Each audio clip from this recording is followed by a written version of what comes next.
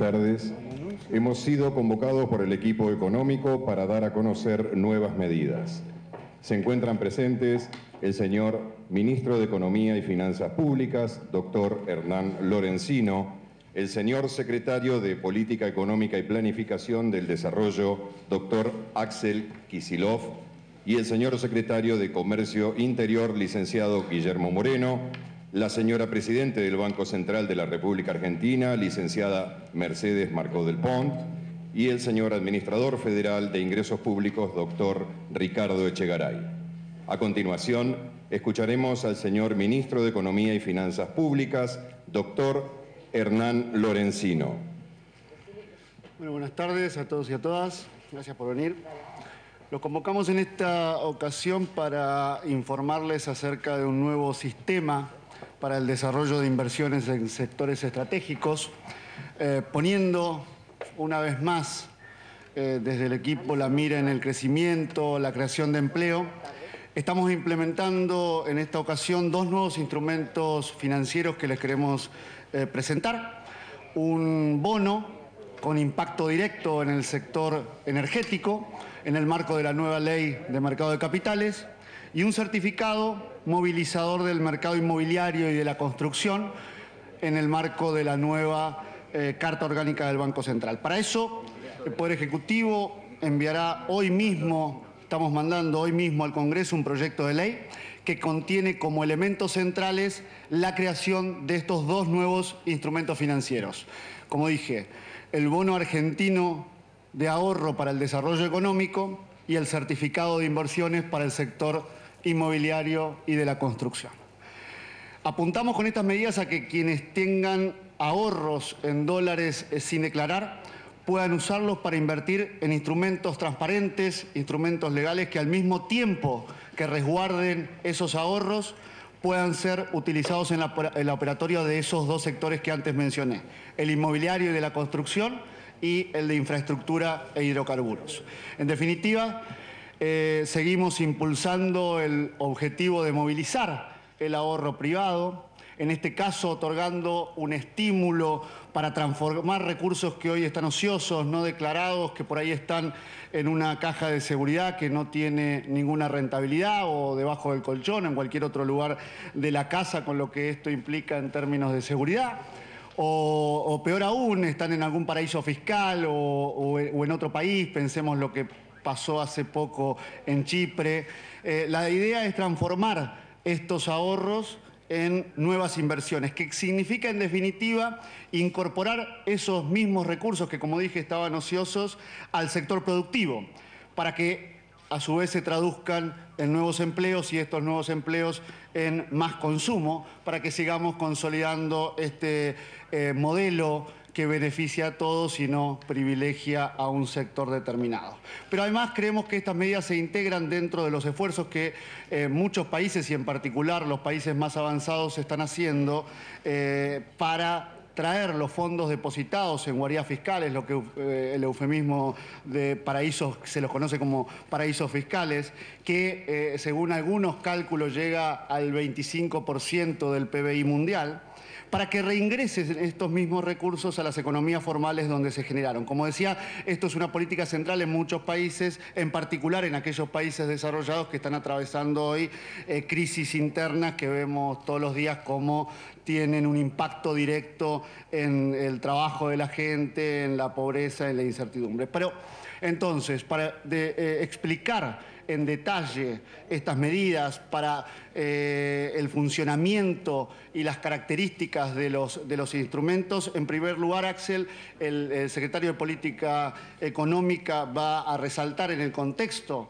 de nuestra historia económica reciente, cómo se insertan estas medidas, en particular el impacto de las medidas en los dos sectores a los que apuntamos, el sector energético y el sector inmobiliario, y a continuación la presidenta del Banco Central y yo mismo vamos a detallar las características de los instrumentos para, al final, el señor Echegaray va a explicar los alcances del régimen de exteriorización que estamos incluyendo en el proyecto de ley que, como dije, estamos enviando hoy mismo al Congreso para su debate.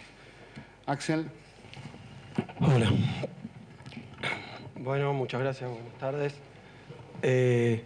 Como bien indicaba Hernán Lorenzino recién, el objetivo de esta conferencia es presentar estos nuevos instrumentos, hablar de sus cualidades y sus objetivos, pero no obstante eso, conviene hacer algunas breves consideraciones acerca de debates y opiniones y operaciones también mediáticas y algún alboroto conceptual que se ha generado estos últimos días en torno al problema de la bimonetización de la economía, o sea, la circulación de dólares al lado de los pesos argentinos.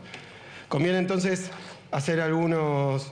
remontarse un poco en la historia, como decía Hernán recién, de la Argentina para entender qué está pasando y de dónde viene este proceso de la bimonetización de la economía argentina.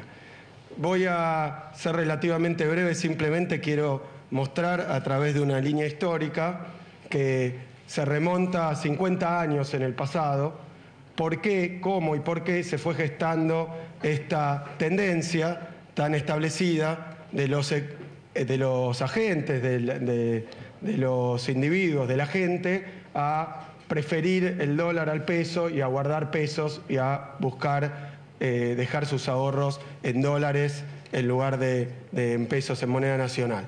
Esto tiene una historia muy larga y está vinculada a algunos hechos objetivos de etapas anteriores. Este es el punto central, hablar de etapas anteriores donde se gestó esta tendencia a atesorar, a ahorrar en dólares y después, más adelante, comentar claramente cuáles son las diferencias con el patrón de crecimiento actual, con el modelo de crecimiento con inclusión social, que hace que esta tendencia se licúe en términos de la necesidad que se presentó en otros periodos históricos.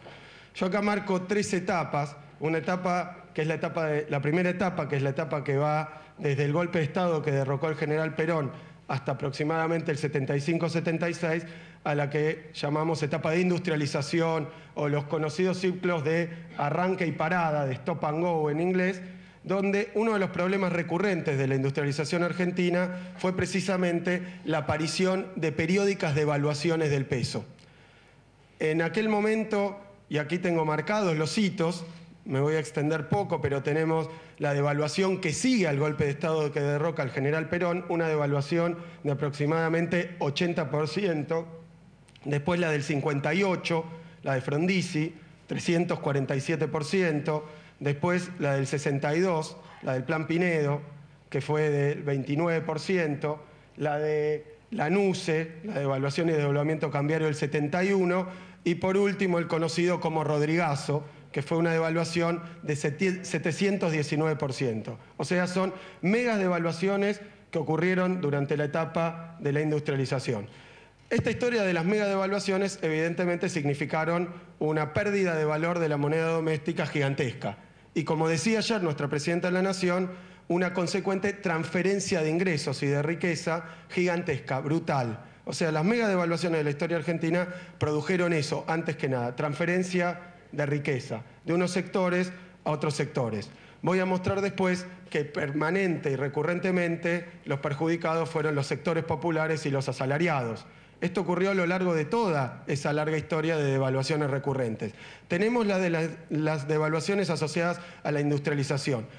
Hago un comentario acerca de esto. Durante la época de la industrialización, las devaluaciones ocurrían básicamente porque la economía crecía fuertemente y necesitaba acrecentar sus importaciones. Y se producía un ahorcamiento en la balanza comercial porque la necesidad de conseguir insumos y maquinaria para continuar con la industrialización hacía que se acabaran los dólares durante la fase de industrialización clásica. Después hubo otra etapa, que fue la etapa de la desindustrialización, que se inicia con el golpe de Estado del 76, y que aquí la tengo marcada hasta el año 2002. Durante esa etapa también ocurrieron periódicamente fuertes devaluaciones. Marco acá la de la salida de la llamada tablita de Martínez de Hoz, que fue una devaluación del 226%, la de la hiperinflación del alfonsinismo, aquella del 89, que fue una devaluación del 2038%, y por último, la devaluación durante el gobierno de Duhalde de 214%. Es decir, que durante la fase posterior a la de la industrialización, o sea, la fase de desindustrialización, también ocurrieron una serie de devaluaciones que desvalorizaron fuertemente el peso. Esto generó en muchos argentinos la tendencia a refugiarse en el dólar esperando algunos de estos acontecimientos. Hay que marcar también claramente que las devaluaciones de la época de la desindustrialización, la época de la valorización financiera, no tuvieron la misma causa que las de la industrialización. Allí nos faltaban divisas porque había que importar para poder sostener el proceso industrializador. En estas otras, en las que se inician con el golpe de Estado y continúan hasta el 2002, el problema era más bien financiero. La economía argentina se sobreendeudó y una de las causas principales de las devaluaciones es que faltaban los dólares para pagar los servicios de deuda. O sea que la economía argentina estaba ahogada financieramente, se le acababan las divisas y caía en una de estas nuevas mega devaluaciones. Esas fueron las causas y déjenme hablar de las consecuencias. Y quiero decir algo más.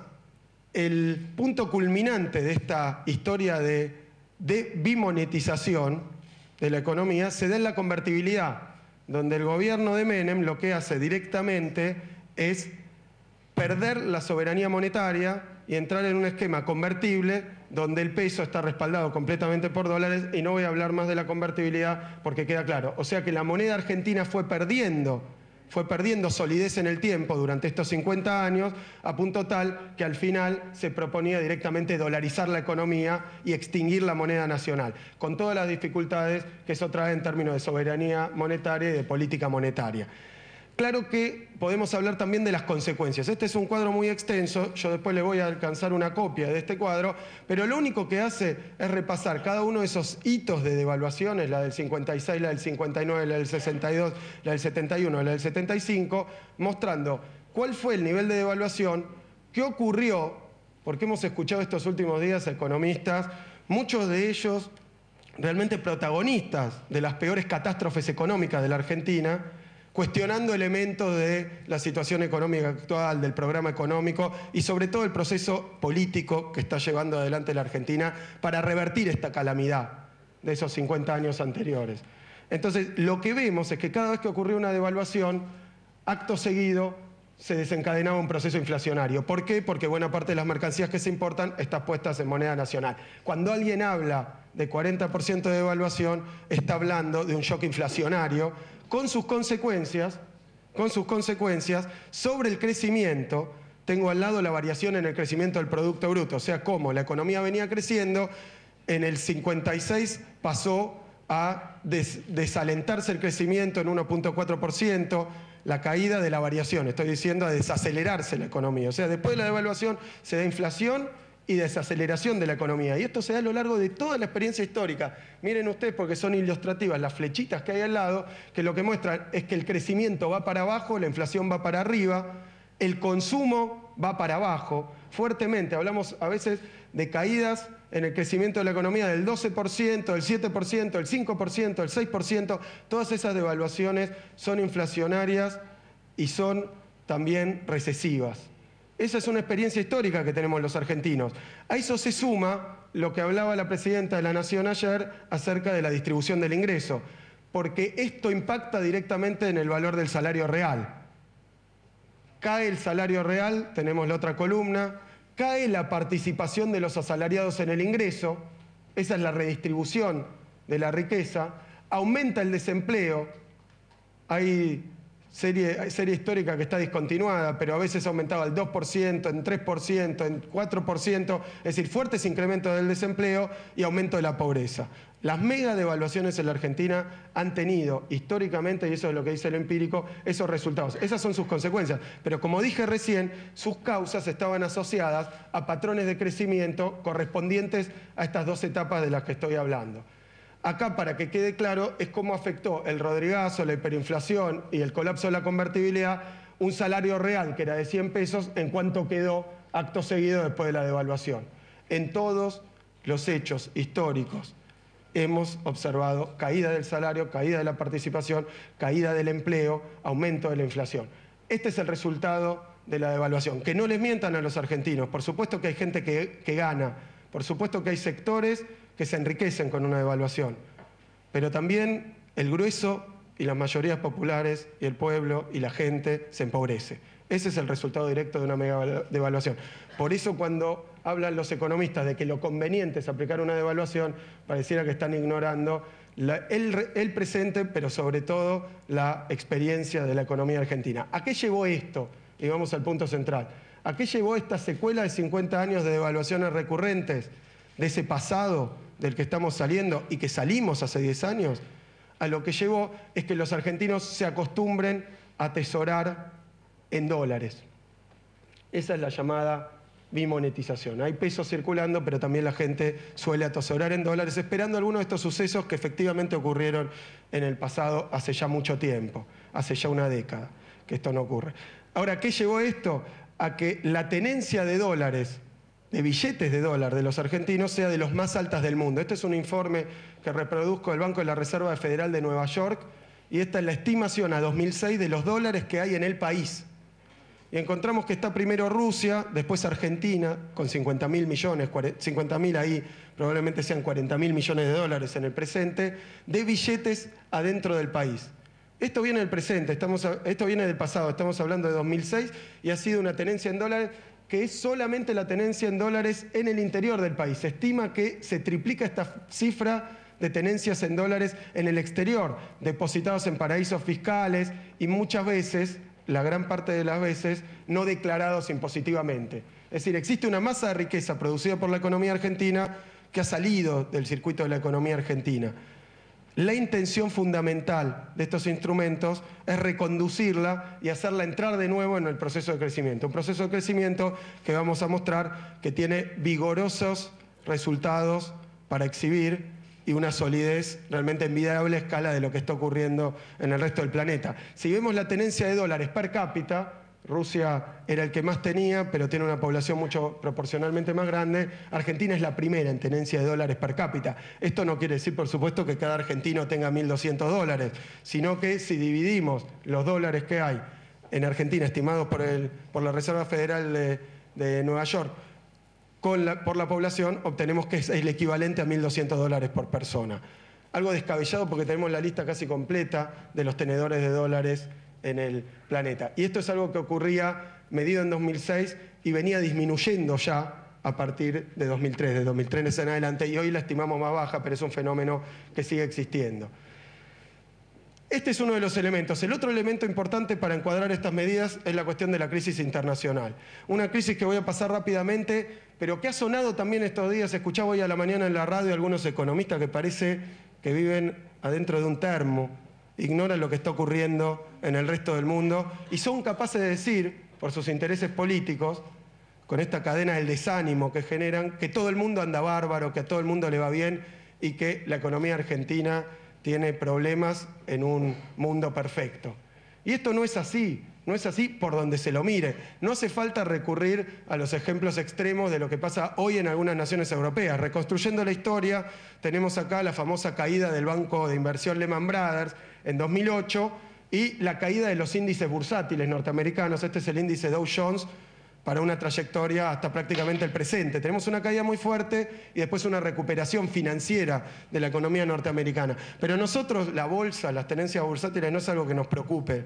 El problema es que esta crisis después se trasladó al sector real, se trasladó al sector productivo, a lo ancho y a lo largo del planeta, en todos lados. Por eso tengo un gráfico que me parece que es ilustrativo, que es el crecimiento anual no de cualquier país, de nuestros principales socios comerciales. Entre Brasil, China, Eurozona y Estados Unidos tenemos el 50% de nuestras exportaciones. No voy a detallar estos gráficos, no voy a abundar en ello, basta ver la tendencia, la trayectoria de todos ellos para entender lo que está ocurriendo en el mundo. Nuestros socios comerciales están experimentando una desaceleración muy fuerte y a veces una recesión, como en el caso de la Eurozona, y nuestros socios comerciales no son simplemente amigos, sino son quienes compran la mercadería producida en la Argentina. Estamos sufriendo un problema de demanda externa por la caída de los productos brutos del crecimiento de los países socios comerciales de la Argentina. Esto se refleja en una caída del comercio mundial. No sé qué canal está viendo aquel economista que dice que el mundo anda perfecto. Estas son las cifras del comercio mundial. Hubo una caída y una recuperación muy rápida en torno a la crisis esta de Lehman Brothers en 2009, encabezada por Estados Unidos, y ahora eso ha tocado otros países y otras regiones, como el caso europeo, también China. Hoy decían, a China le va bárbaro. En China también hay una desaceleración del 12% prácticamente en el primer trimestre de 2010 a un crecimiento del 8%, que para nosotros es un crecimiento al que estamos acostumbrados de los últimos 10 años, para China también, pero realmente es una desaceleración de la economía. Y esto lo sabe todo el mundo, solo el que quiere no ver la realidad y atribuir todo lo que le fue bien a la Argentina, no los argentinos, al viento de cola, y todo lo que nos va mal o los problemas que podemos tener, sí a lo que hacemos acá adentro, lo cual no se sostiene ni 2 minutos desde el punto de vista lógico. Entonces el comercio mundial se ha desacelerado y agrego entonces lo que ha ocurrido con la inversión en el mundo. De nuevo sin abundar, pero esta es la diferencia entre 2004 y 2007, la inversión con respecto al producto en determinados países, comparado con 2008-2011. Lo único que se ve es que en países como España, Estados Unidos, Reino Unido, Japón, Italia, la propia América Latina en su conjunto, ha habido una desaceleración de la inversión, previsible porque estamos en una situación de estancamiento, de crisis mundial. Eso es lo que ocurre, ese es el contexto. Pero ahora veamos qué está pasando en la Argentina. La Argentina realmente no muestra ninguno de estos gráficos catastróficos que ocurren, como el caso de Europa, muy malos como ocurren en otros países cercanos y comercialmente asociados con nosotros, sino que hemos con éxito capeado la crisis esa muy profunda en 2009 y de nuevo en 2012 y este año estamos tomando medidas vigorosas para poder evitar que esa crisis, como dijo la presidenta, se nos cayó el mundo encima, pero no estamos inertes, sino que hemos reaccionado con una batería enorme de políticas que ha permitido sostener lo que tan importante resulta para nosotros, el proceso de crecimiento del Producto Industrial per cápita, o sea, la reindustrialización de la Argentina. Podemos hablar desde 2003 de un proceso de fuerte reindustrialización del país. Esa reindustrialización de la Argentina, ¿por qué nos importa? ¿Por qué nos importa? No porque tengamos algo contra otros sectores, sino simplemente porque sabemos que la producción industrial es generadora de empleo de calidad, con buenos salarios, generadora también de tecnología, de innovación, es decir, que es una de las locomotoras del desarrollo mundial. Es por eso que la Argentina ha apostado nuevamente a la industrialización y tenemos todos los números malos, son la década del 90, todo lo bueno es lo que pasa a partir de 2003, estoy hablando de ese gráfico, donde se da una fuerte reindustrialización y los datos son relevantes porque nosotros no queremos crecimiento solamente, crecimiento con inclusión social. Nos han vendido que primero hay que crecer y después distribuir. Nosotros sabemos que no se puede crecer sin redistribuir porque es la demanda y la demanda de nuestra gente la que soporta el crecimiento de nuestra industria. Y tenemos entonces esta galopante caída del desempleo, cuando uno toma la crisis 2001-2002, hasta ahora estamos en cifras cercanas al 7%, falta trabajo por hacer, pero ha sido una mejora sustancial en las condiciones de vida de toda nuestra gente. Eso es lo que queremos sostener y decimos entonces, para sintetizar y terminar, en la Argentina ha habido 50 años donde primero por los problemas que tuvo la industrialización de los 50 y 60 y después por la desindustrialización han ocurrido devaluaciones recurrentes, devaluaciones muy fuertes de la moneda que llevaron a los argentinos nada más ni nada menos, no algo bueno como pregonan los economistas, sino algo malo, a no confiar en nuestra propia moneda.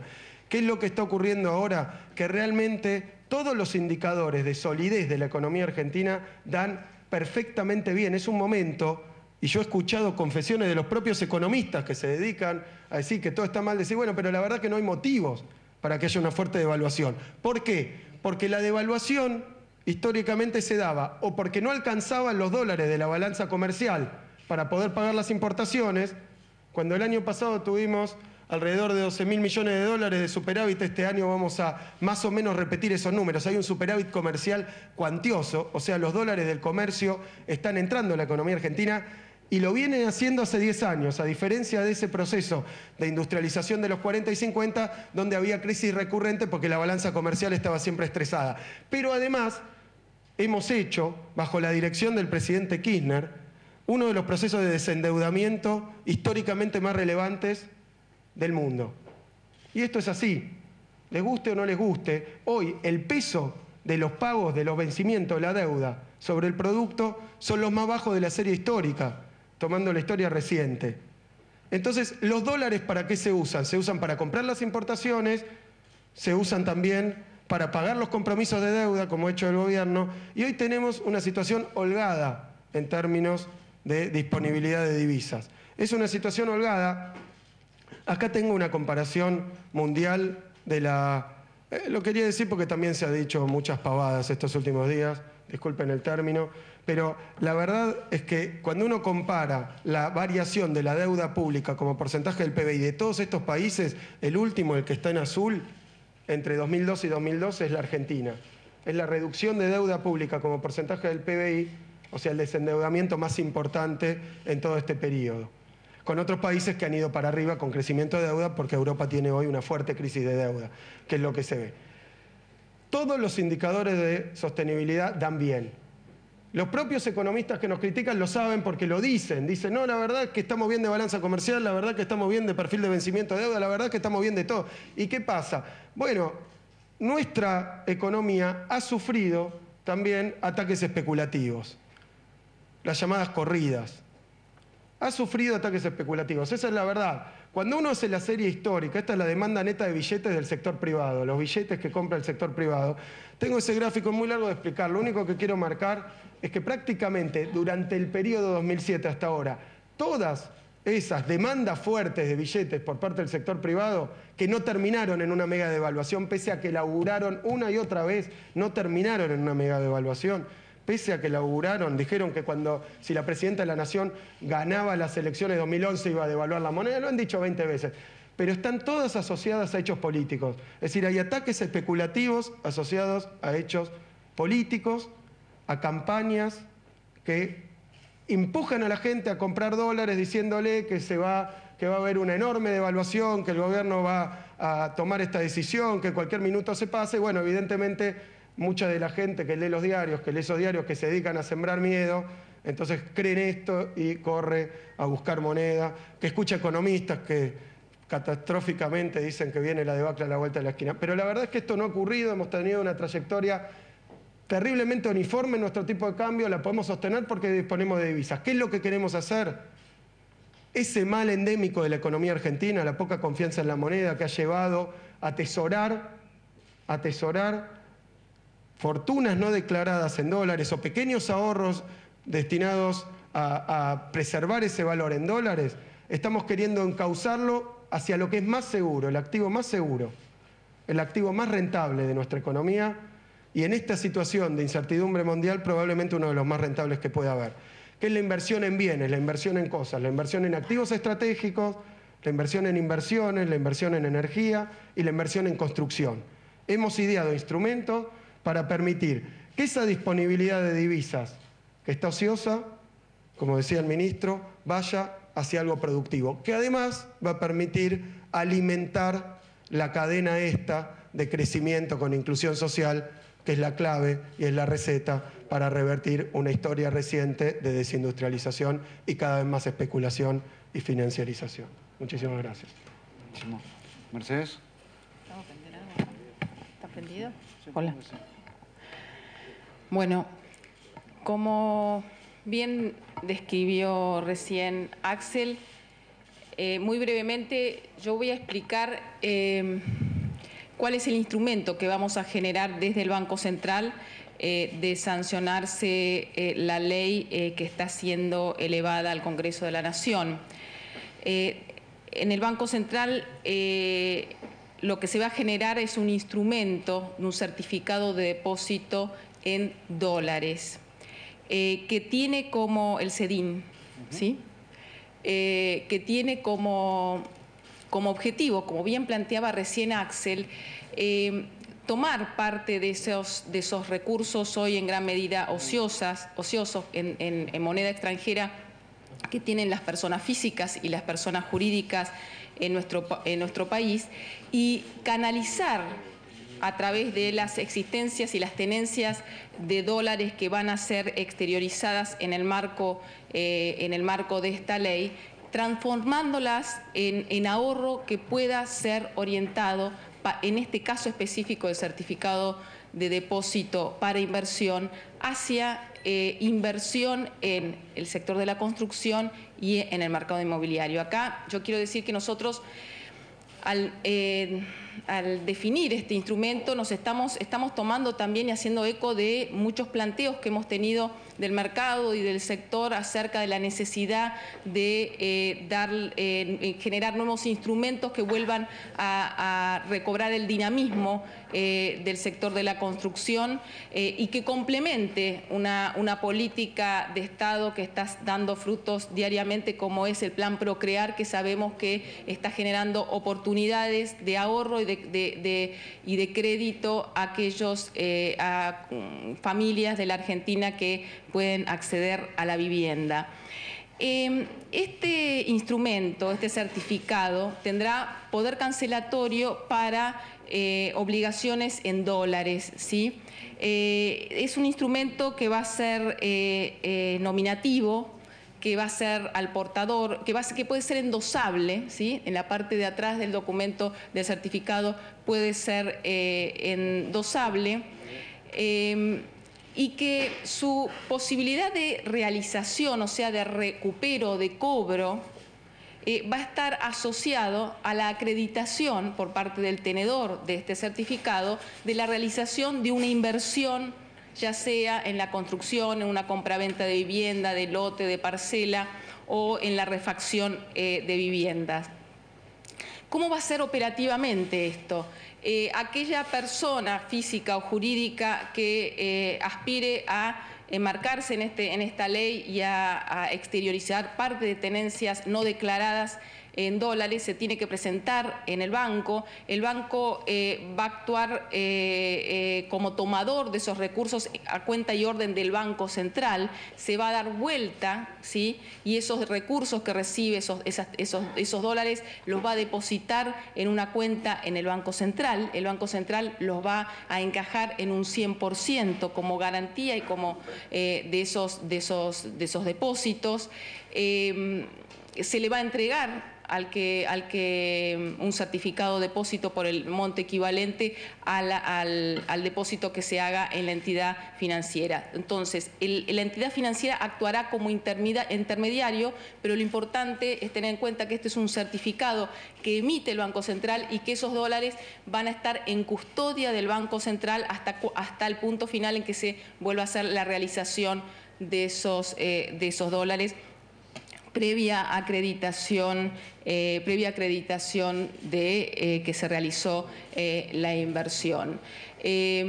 Bueno, nosotros obviamente vamos a sacar todas las reglamentaciones que hagan falta para plantear bien cómo va a ser el procedimiento de este mecanismo, pero bueno, básicamente se trata de eso, de un instrumento que supone movilizar esos ahorros en dólares que hoy están ociosos para promover el sector de la construcción y el mercado inmobiliario.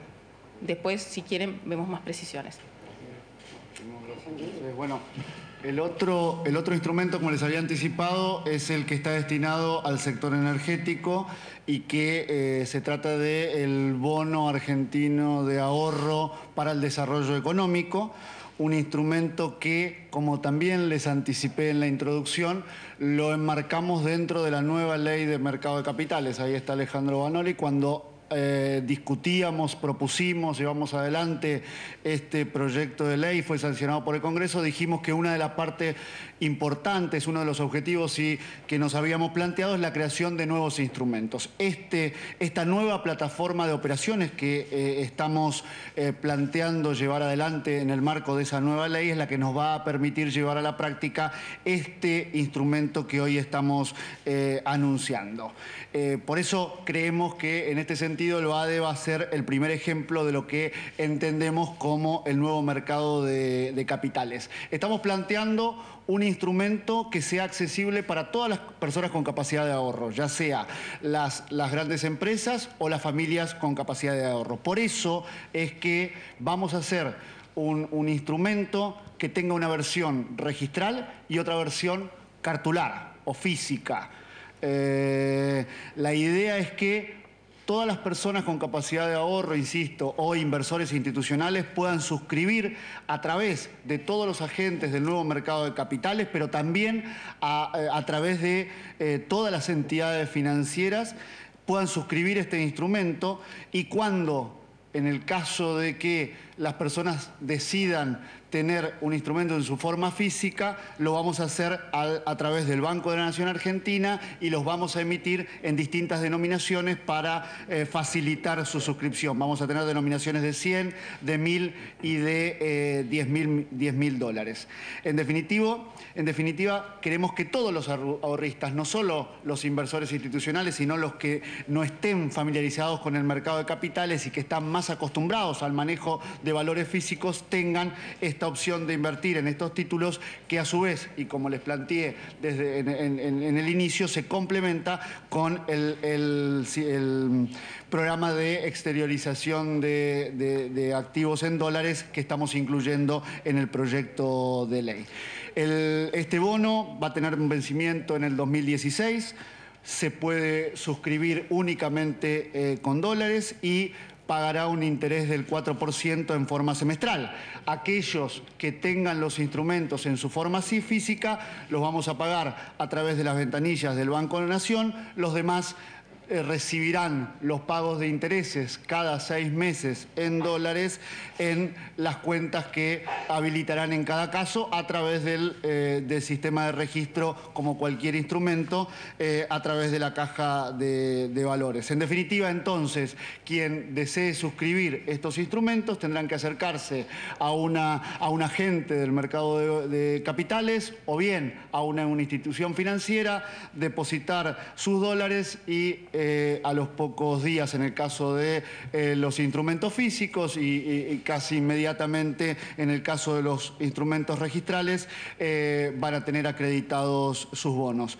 Como dijimos, creemos, estos bonos son absolutamente transferibles en todas sus versiones, creemos que esto va a ser un instrumento movilizador de estos recursos ociosos hacia un sector que es estratégico para este modelo de desarrollo con inclusión social, como lo es el sector energético. Por eso va a ser destinado tanto a programas de inversión de YPF como a otros proyectos de infraestructura que se puedan determinar. Dicho esto, paso a Echegaray para explicar la última parte de la ley. Bueno, buenas tardes a todos. Mientras hacen las adecuaciones para hacer la presentación del slide, de los slides con los que voy a exponer acerca de lo que contiene la ley. La ley tiene una exposición de motivos amplia. La ley contiene un título dedicado a estos dos instrumentos, el de inversión y el de desarrollo económico, que explicó la presidenta del Banco Central y el ministro de Economía. Y hay dos títulos más vinculado a lo que es la exteriorización voluntaria. ¿Qué es la exteriorización voluntaria? Es declarar lo que no se tenía declarado, es incorporar al circuito formal, fiscal, lo que no se tenía declarado. Y generalmente denominado técnicamente como exteriorización voluntaria, amnistía fiscal, o como ustedes generalmente lo denominan, blanqueo. Vamos a pasar a las características que van a incluir, que se incluyen dentro de la ley. ¿Quiénes pueden exteriorizar? Personas físicas y personas jurídicas. Todas las personas jurídicas, es decir, sociedades anónimas, sociedades de responsabilidad limitada, unión transitorias de empresas, todas las personas jurídicas pueden llevar adelante la incorporación.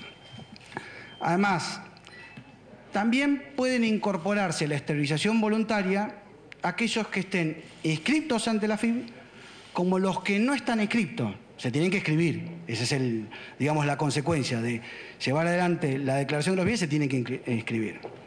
Ahora, un detalle fundamental que contempla la ley es que si están inscriptos, tienen que presentar las declaraciones juradas de ganancias y de bienes personales del año 2012.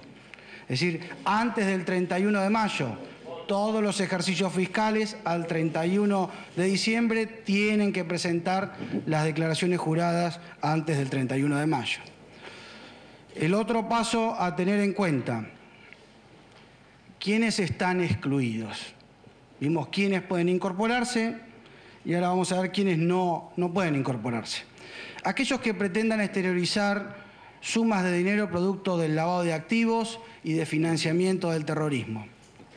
Los que están querellados o imputados penalmente por delitos de lavado de dinero, trata de personas, narcotráfico y terrorismo. Los que están quebrados, salvo que obviamente se haya decretado la continuidad de la actividad económica de la empresa.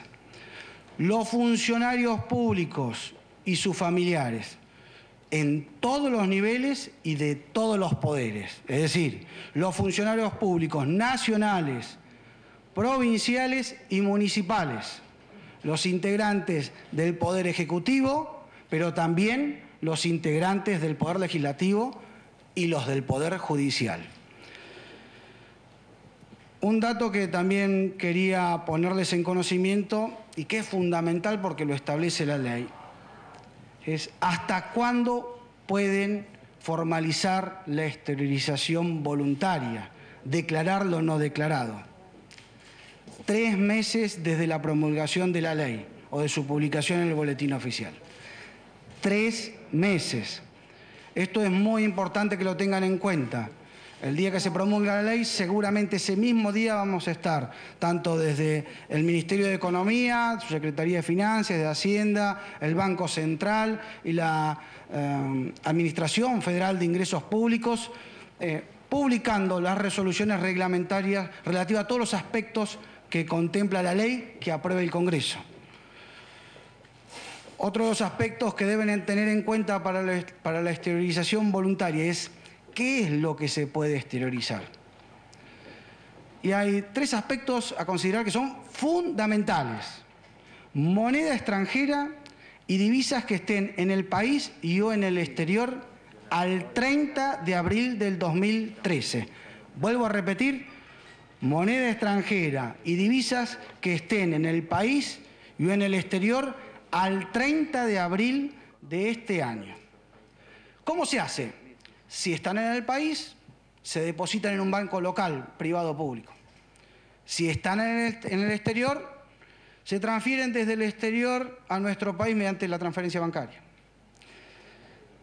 Hay un dato saliente y es fundamental que lo tengan en cuenta aquellos que tienen sociedades, vienen en el exterior y que no estaban declarados. Se puede incluir el producido de la venta de otros bienes en el exterior, acciones, inmuebles, otras inversiones. Lo tienen que hacer dentro de esos 3 meses. Todo lo que tienen hasta el 30 de abril, como dijimos, después que se promulga la ley, pueden incorporar los dólares a este sistema. Los euros, los reales, pueden incorporarlo a este sistema declarándolos.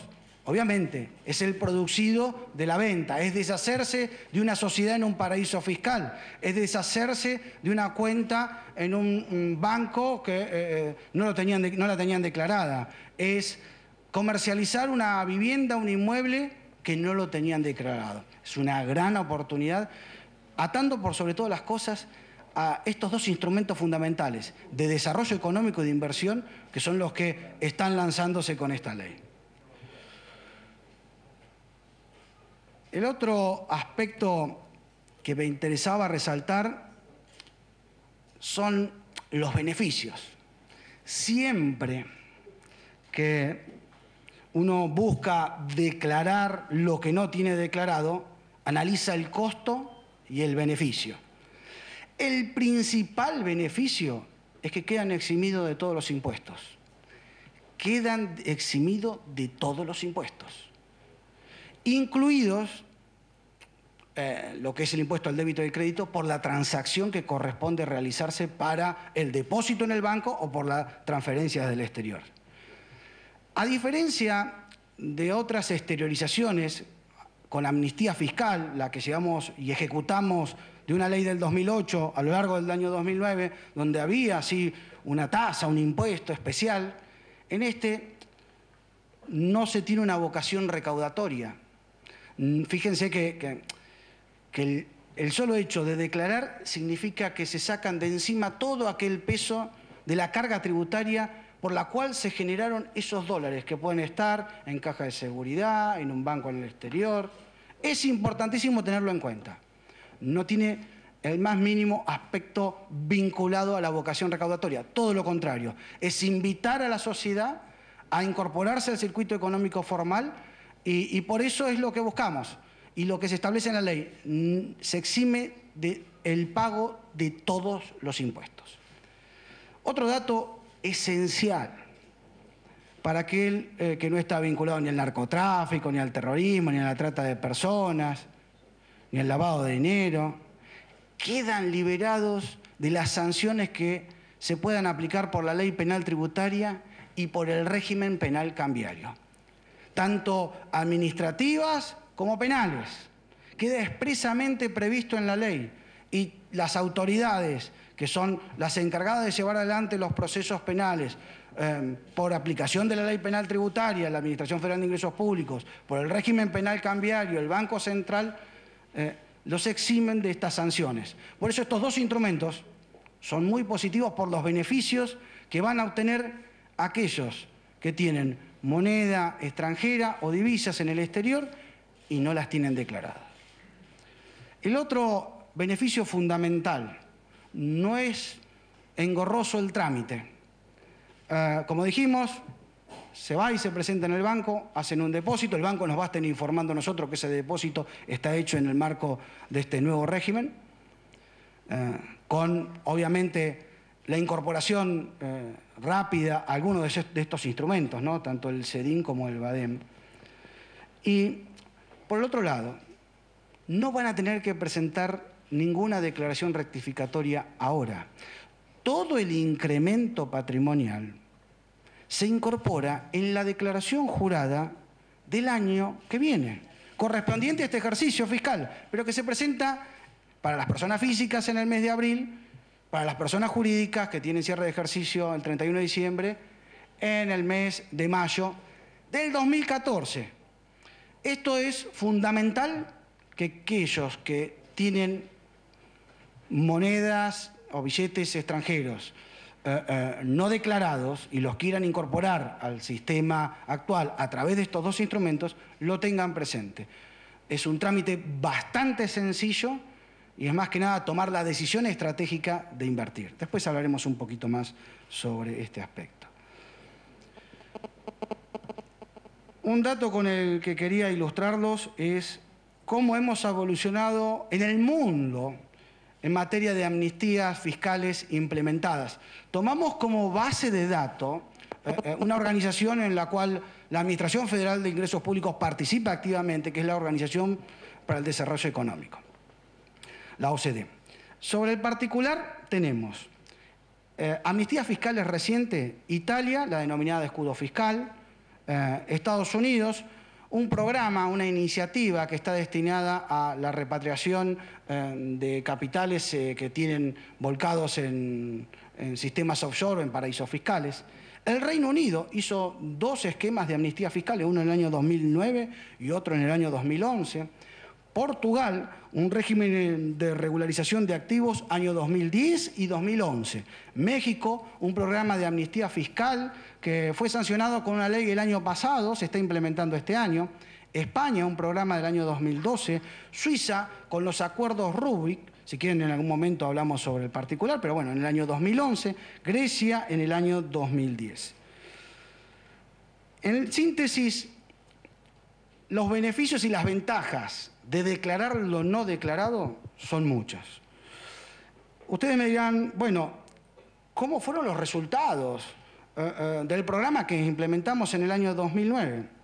En el año 2009 se animaron a incorporarse al sistema regular 32.000 personas físicas y 3.800 personas jurídicas. Estamos hablando de 35.800 contribuyentes que en el acuerdo fiscal del año 2009 recurrieron al sistema de esterilización voluntaria por cerca de unos 4.000 millones de dólares. Las expectativas que tenemos son positivas en el sentido que estamos dándole a aquella persona que quiere ahorrar en dólares, a aquella persona que quiere llevar adelante inversiones donde en el mercado le están requiriendo el pago con moneda en dólares, pues estamos desarrollando instrumentos que además tienen una gran ventaja para el que tiene dinero no declarado. Porque se hablaba por un lado del tema, lo hablaba el ministro de Economía, de la seguridad, y la seguridad en todo sentido. La FIP desarrolló una red de acuerdos de intercambio de información fiscal extensa y la va a seguir desarrollando. Con lo que el intercambio de información fiscal cada vez es más fluido, cada vez llegamos más. Pensar que en el mundo se tiene alguna guarida, algún resguardo en un paraíso fiscal seguro, no es tan válido si por ahí nos ponemos a pensar que ha habido contribuyentes que venían siguiendo su cuenta a través de Internet, quizás en un banco en Chipre, y de un día para el otro no tienen nada. O pensar que la tienen muy oculta y que hay un resguardo por el secreto bancario y el secreto fiscal. Todos los días se va un gerente, un CEO de un banco y queda todo el acceso a las administraciones tributarias para poder pedir la información y saber quién tiene cuentas en el exterior que no nos ha declarado. Todos los días estamos accediendo a distintas bases de datos, sociedades comerciales, en países con alta tributación y en países de baja o nula tributación, en países cooperantes y en paraísos fiscales. Sigamos inclusive en aquellos casos donde el mismo registro público de comercio nos da los datos de las sociedades que tienen los argentinos. Y en muchos casos estamos advirtiendo que declaren el número de quit como dato identificatorio, declaren el número de nuestra base de datos. Lo más seguro, la gran oportunidad que le estamos dando es la de invertir en economía física en la Argentina, en tener ahorros en el desarrollo estratégico del país, en la energía. Esto es lo que va a significar llevar adelante una gran transformación positiva para la Argentina con una herramienta que entendemos es extraordinaria.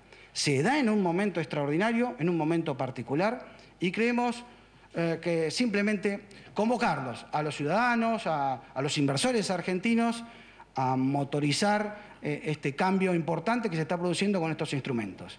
Desde ya, muchas gracias por habernos escuchado en esta un poco extensa conferencia de prensa, pero como siempre, también quedamos a disposición de ustedes para todas las preguntas que quieran realizar. Comenzamos con Matías Barbería, del Cronista Comercial. Por favor, a los periodistas sin repreguntas. Adelante. Bueno, muy bien. Son dos preguntas muy cortas, pero para conocer los vehículos de inversión un poco mejor. Me interesa en principio saber si el CEDIM va a poder ser utilizado para comprar inmuebles usados. Y en segundo lugar, si el bono va a cotizar en el mercado secundario como el resto de las emisiones. Si es una colocación, digamos, local equivalente a una colocación internacional. Las dos respuestas muy concretas, sí. Ambas. Contesté por vos, pero digo, tanto para... Rubén Suárez, de C5N, por favor. Buenas tardes. Acerca de los plazos, los tiempos de estas medidas, instrumentos que acaban de anunciar, recién el titular de la FIP, Ricardo Echegaray, habló de un plazo de hasta 3 meses de la promulgación de la ley. ¿Está planificado que se pueda prolongar después de ese plazo de los 3 meses? No veo a quién preguntó. No, a ver, el plazo tiene que ver con, hoy estamos enviando el proyecto al Congreso. Una vez que la ley se promulga, lo que decía Ricardo es, todas las instituciones que estamos involucradas vamos a tener preparadas las reglamentaciones para que inmediatamente el día de la promulgación estén vigentes y la gente pueda empezar a participar. Y después tiene un plazo de 3 meses para entrar en esta medida. Este es el cronograma. Obviamente, los tiempos del Congreso los maneja el Congreso, ¿no? Nosotros estamos mandando hoy mismo el proyecto de ley que tendrá su debate en el Congreso. Doctor Echegaray, ¿algún agregado? ¿Querías decir algo, Ricardo? No, está bien. Liliana Franco, por favor. Sí, quería hacer más precisiones sobre el CEDIM. Por ejemplo, esto está claro que es para quienes blanquean divisas, aquellos que las tienen sean en el exterior o en el colchón. ¿Este instrumento podrá ser utilizado para gente que no tenga de pronto ahorros en divisas, pero sí de pronto tenga pesos si quiera comprar un CEDIN, o no será posible? No, estas son todas la ley está planteando un marco de exteriorización de moneda extranjera. Todos estos instrumentos están pensados integrarse en dólares, ¿sí? Se reciben dólares por parte del banco o del sector público para inversión estratégica, y al momento de la realización se le devuelven dólares al portador del certificado. O sea que es solamente para aquellos que blanqueen activos. ¿Qué pasaría entonces con aquellos que quisieran poder comprar en dólares propiedades? Porque uno de los problemas del sector inmobiliario es la dificultad de la aceptación en la especificación. ¿Están pensando en algún instrumento para poder beneficiar a aquel que tiene pesos? Pero por eso, a ver, me quedó claro que es para... Es para dólares, activos en dólares. Si quieren traer dólares declarados no hay ningún problema. Pero básicamente lo que se está pensando que van a ser los no declarados. Tomás Canosa de Clarín, por favor. Buenas tardes. Aprovechando que está todo el gabinete económico, les quería preguntar si descartan la posibilidad de implementar el desdoblamiento cambiario. Y la otra, hablaron sobre el tema del lavado. Las personas que están siendo investigadas por lavado de dinero, estilo Lázaro Báez, si podrían sumarse a este plan o no. Con respecto a la primera, creo que ya lo hemos dicho en otra oportunidad, pero sí lo descartamos. Con respecto a la segunda, el negro. Bueno, lo de negro estuvo de más. Perdón. Por ahí... Lo que pasa es que nos llevamos muy mal, nos estamos peleando permanentemente, entonces... No voy a ir al INADI por este tema porque rubio no soy. Claro. Bueno. Voy a hacer una aclaración respecto de una pregunta que recientemente se realizó. La ley prevé, como facultad exclusiva y excluyente de la Presidenta de la Nación, el de establecer una prórroga respecto del régimen. Pero en principio, tal cual sale la ley, es de 3 meses. Okay. Segundo dato. La ley habla de aquellos que estén imputados por delitos de lavado de dinero y demás. Como todos saben, un empresario como es el señor Báez está imputado. Pero vamos a hacer respuestas completas. No puede el señor Lázaro Báez, ni Fariña y el Ascar exteriorizar voluntariamente dinero no declarado, como tampoco pueden otros empresarios. No puede Lázaro Báez, no puede el señor Mañeto, no puede el señor Fariña, pero tampoco puede el señor Aranda. No puede el señor Pagliaro, tampoco puede el HSBC, que es una persona jurídica. No puede el señor Lunati, pero tampoco no puede el señor Francisco de Narváez. No puede Eduardo Hermequián, como no puede Molinos Río de la Plata. No puede Ricardo Ford, ni Susana Jiménez, ni Giordano, ni Botinelli. Tenemos una lista amplia de personas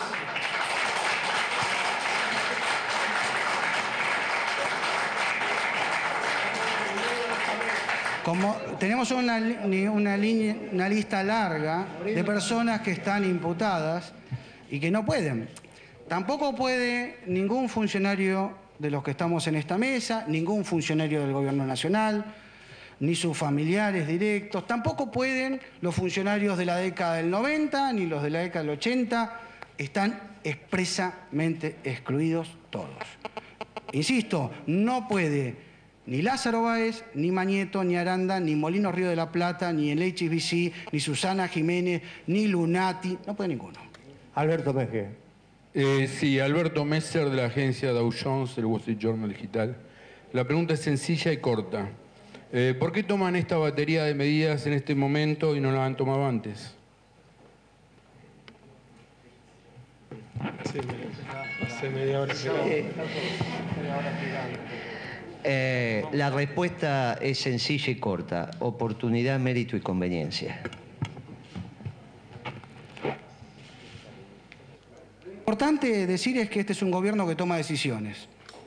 y siempre lo venimos sosteniendo. Es un momento para tomar decisiones por oportunidad, mérito y conveniencia. Roberto Pico, por favor. Buenas tardes, Roberto Pico de la agencia DIN. Asistimos a una explicación del viceministro acerca de evolución económica, de evaluaciones, inflación. Están los 5. ¿Cuál es la inflación en la Argentina? Pero lógicamente, no hay ningún problema. Vamos a contestar todos. Es la que se publica habitualmente a través del informe del INDEC, en general entre el día 7 y el día 14 de cada mes, reflejando la inflación del mes anterior, y ahí te da también el acumulado anual. Esa es la inflación de la República Argentina. Para completar, 0,7 en marzo, 2,4 primer trimestre, 10,8 a diciembre del 2012. No se publicó todavía la del mes de abril. José Hidalgo, por favor, de La Nación. Sí, buenas tardes, José Hidalgo Pallares, de La Nación. Quería preguntarle a la doctora Marcó del Pont qué garantía o qué seguridad puede ofrecer el CEDIN a los ahorristas con unas reservas del Banco Central que vienen cayendo y que perforaron el piso de los 40.000 millones, y al viceministro Kicillof, si la inflación que usted reportaba en su centro de estudios previo a su incorporación al gabinete, la de las provincias, no será también un componente que influye en la falta de confianza en el peso argentino. Sí, empiezo yo. Bueno, creo que fue extensa la explicación y yo podría abundar con más datos todavía acerca de la solvencia externa que presenta la Argentina, y que con cualquier parámetro que se quiera tomar, el nivel de reservas internacionales en la Argentina hoy cubre con creces las necesidades que tiene nuestro país para seguir funcionando y seguir creciendo. También podría contestarle con un hecho fáctico, que es que hay pocos antecedentes, creo, en la historia económica argentina, planteando que si nosotros nos remontamos a octubre del año 2011, donde se adoptaron las primeras medidas de regulación de la formación de activos externos, había en el sistema aproximadamente 15.000 millones de dólares de depósitos de personas desde el sector privado en los bancos. De esos casi 15.000, hoy estamos en 7.200 millones, y los dólares, cada persona física o jurídica que ha ido a retirar su depósito, se le ha podido devolver porque justamente existe esa solvencia y existen reservas en el Banco Central, ya me han escuchado muchas veces, que son reservas genuinas de los argentinos, fruto del trabajo argentino y no del endeudamiento. Creo que haber podido honrar, como hemos honrado, y asimilar esa caída de más del 50% en los depósitos de las personas físicas y jurídicas del sector privado en este último año y medio, creo que es un dato elocuente acerca de esta solvencia de la que estaba haciendo referencia, ¿no? Última pregunta. Página 2. Sí, perdón. Adelante. Para un poquito. Y además todavía Ángel quería seguramente... A ver, creo que fue una extensa conferencia y varias veces repetimos algunas cosas y me disculpo por eso, pero vale la pena. Como dijimos en la presentación de Axel o recién dijo Mercedes, las reservas del Banco Central tienen los dólares necesarios para afrontar nuestros compromisos comerciales y nuestros compromisos de deuda. Deuda que tiene, vale la pena recordarlo, pese a que Axel fue muy explícito en ese sentido, tiene uno de los niveles, la deuda al sector privado en moneda extranjera más bajos de nuestra historia, y en particular este año, donde no tenemos pagos de acá a fin de año importantes. A mí me hace acordar esto a mí me hace pensar esta ganas de hablar de devaluación, estas ganas de que el gobierno tome la decisión de devaluar, me hace pensar que hay algo más. ¿Será que, hoy pensaba, será que no tenemos el Bodem 12? A esta altura del año, todos los periodistas estaban preguntando cómo íbamos a hacer para pagar el Bodem 12 en agosto, más o menos. Me parece que hoy, como hemos cancelado la deuda con el Bodén II y no tenemos un hito que pone teóricamente para los voceros del mercado la incertidumbre ahí por mitad de año, parece que la cosa viene por tienen que devaluar. Me parece que los datos macro contradicen cualquier idea en ese sentido. La presidenta del Banco Central lo acaba de decir, tiene las reservas necesarias para administrar el tipo de cambio, el comercio exterior, los pagos de deuda perfectamente. Entonces, no vemos desde ese punto de vista ninguna necesidad de ir en ninguno de esos caminos. Y fue clara, creo, la presidenta anoche, ¿no? Si quieren la devaluación, esperen en otro gobierno, no en este gobierno. Y complementando la respuesta de la presidenta, si bien obviamente es una batería de medidas y ustedes no tienen por qué aprenderlas en un ratito, la presidenta del Banco Central dijo con precisión, con mucha precisión, que los dólares van a quedar encajados al 100%. La garantía de los SEDIN son los depósitos que hace el propietario del SEDIN y que por ley el Banco Central va a tener que tener encajado al 100%. Por lo tanto, esa cantidad de dólares es la contracara de la cantidad de SEDIN que están circulando. Esa es la máxima garantía. Y es mucho más importante, seguro y óptimo en términos del funcionamiento económico, que circule el SEDIN, que está numerado, nominativo, endosable, con todos los criterios de seguridad, que dólares que son fungibles. Entonces, el SEDIN va a circular y los dólares van a estar encajados en el banco al 100%. Esa es la máxima garantía que en términos de teoría económica se puede ofrecer un instrumento de pago. Javier, la última pregunta, por favor. ¿Qué tal? Buenas tardes. Quería consultar, en la medida en que esto apunta a los que tienen ahorros en dólares y no se plantea un instrumento de blanqueo para los que tienen pesos, si esto no puede generar una presión extra sobre el mercado ilegal del dólar, y aparte, ¿qué es lo que piensan alrededor de la suba de esa variable en los últimos días?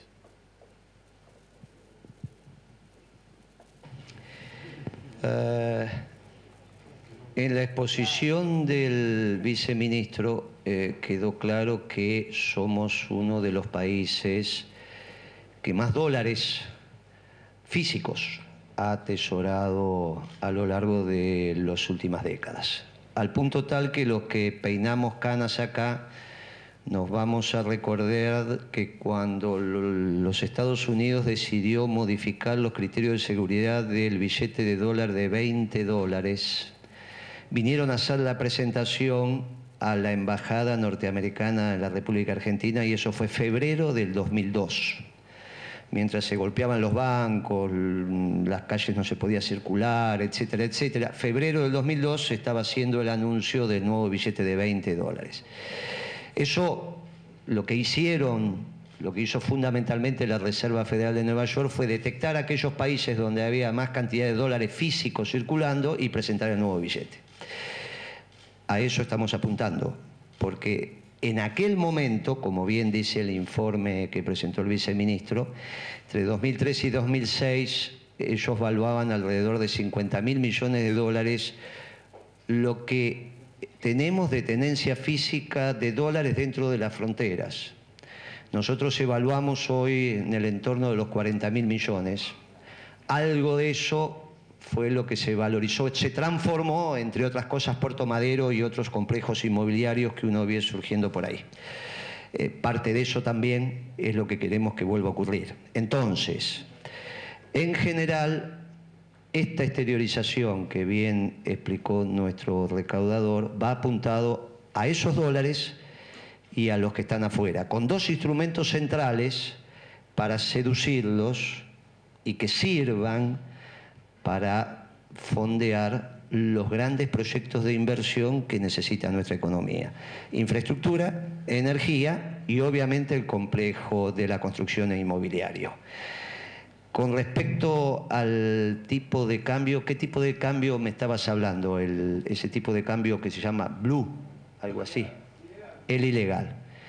Ese tipo de cambio ilegal, vos lo que querés, en general, no te puedo opinar más que como de mi experiencia como comerciante en el mercado. En general, las transacciones, cuando quieren evadir a nuestro recaudador, lo que hacen es compartir el IVA. ¿A eso te estás refiriendo vos? O sea, cuando alguien no quiere hacer factura, ¿a eso te estás refiriendo? O sea, cuando quieren estar fuera del alcance de nuestro, que no es fácil estar afuera del alcance de nuestro recaudador con todas las explicaciones que dio. Pero vos te estabas refiriendo a ese detalle del IVA o a otro tema. Muy bien.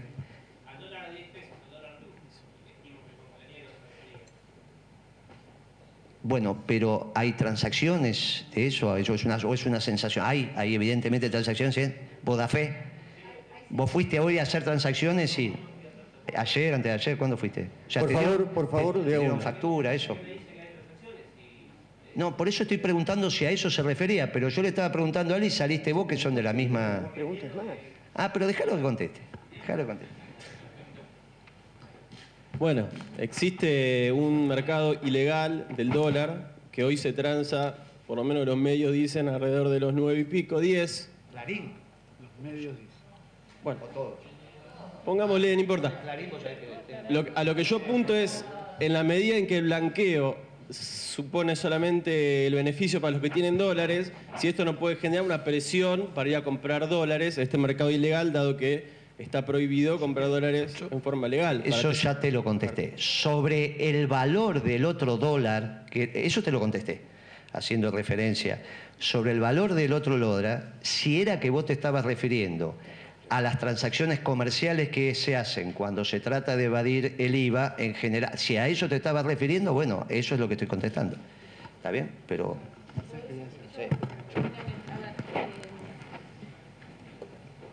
creo que hay que volver a repetirlo. El único objeto de estas medidas y esta ley que estamos enviando al Congreso de la Nación es movilizar parte de estos recursos que están ociosos, ¿sí?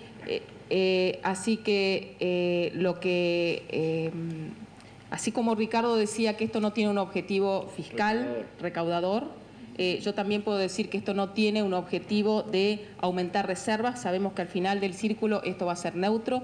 Básicamente lo que queremos es que se pueda canalizar parte de este excedente hoy ocioso hacia sectores estratégicos para seguir alimentando este proceso virtuoso de crecimiento e inclusión. Nada más.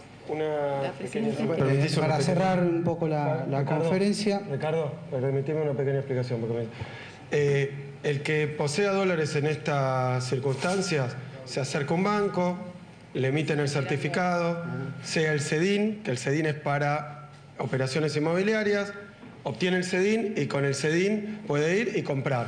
Y después la otra persona puede ir y obtener los dólares. ¿Se entiende? O sea, ese es el funcionamiento. Así que no veo en qué punto surge esa pregunta. Vamos a hacer, por una cuestión de tiempos, tenemos que hacer el cierre y otros actos que están pendientes en este mismo horario. Pero lo más importante, es decir, aprovechen esta ocasión para aquellos que tienen dólares no declarados, moneda extranjera, los incorporan al sistema regularmente, no pagan por los impuestos atrasados, invierten, ahorran en desarrollo estratégico y creo que esto va a ser muy positivo para la Argentina. Buenas tardes a todos y cualquier novedad o inquietud que se les presenten, creo que desde Economía se van a estar evacuando alguna respuesta en particular.